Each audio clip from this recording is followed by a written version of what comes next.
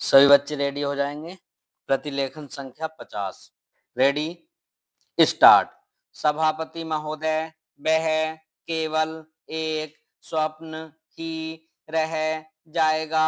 ऐसी स्थिति में मैं अनुभव करता हूँ कि आपातकाल की घोषणा की जाए और इस देश के जो बुद्धिमान लोग हैं उनको लेकर एक सर्वदलीय सरकार स्थापित की जाए।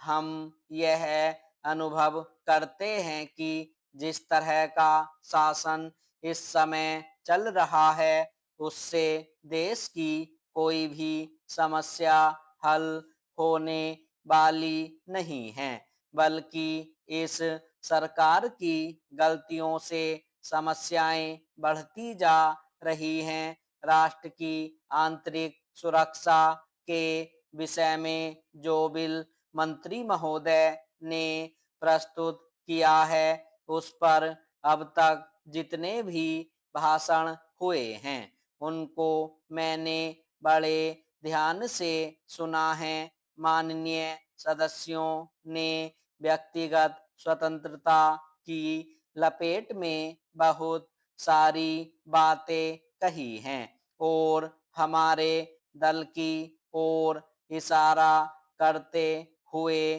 कहा कि हम भी इसके औचित्य के संबंध में फिर से विचार करें। मैं जहां तक समझ पाया हूं हमारे गृह मंत्री जी को इस बिल को प्रस्तुत करने में कोई सुख नहीं हुआ, बल्कि वर्तमान परिस्थितियों को दृष्टि में रखते हुए उनको दुख हो रहा है। आज जब हम नागरिक सुरक्षा, व्यक्तिगत सुरक्षा और स्वतंत्रता की बात करते हैं तो सबसे पहले उसमें व्यक्तिगत सुरक्षा की बात आती है।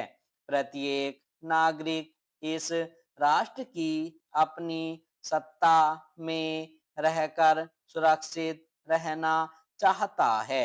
हमने इस बात की सुरक्षा अपने संविधान में दी है और हम यह आशा करते हैं कि राजनीतिक दलों में आपसी मतभेद होते हुए भी राजनीतिक मतभेद का आदर होना चाहिए। मतभेद होते हुए भी शांति और सुरक्षा बनी रहनी चाहिए। विराम चेंज।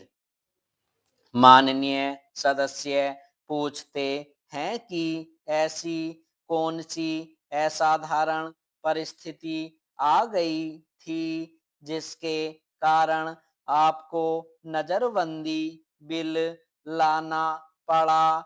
मैं आपसे कहना चाहता हूं कि क्या ही अच्छा होता यदि नेहरू जी की उस बात को जो उन्होंने लोकतंत्र के संबंध में बहुत वर्ष पहले कही थी आज भी स्मरण रखते। उन्होंने एक बार कहा था कि लोकतंत्र के संचालन और दायित्व निर्वाह में अगर किसी प्रधानमंत्री को बार बार पीछे मुड़कर देखना पड़े कि कोई छुरा तो नहीं भौंक रहा है, यह कोई अच्छी बात नहीं है।